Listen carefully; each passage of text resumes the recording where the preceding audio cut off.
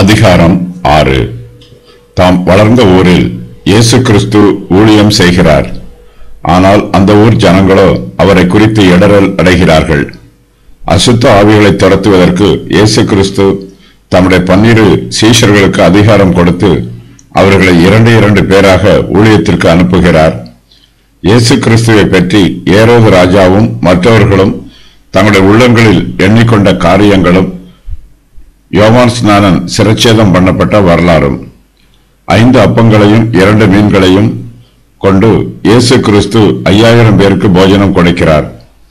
இயேசு கிறிஸ்து கடலின் மேல் நடக்கிற சம்பவமும் அக்கறையில் திரளான ஜனங்களை சொஸ்தமாக்கிய சம்பவமும்.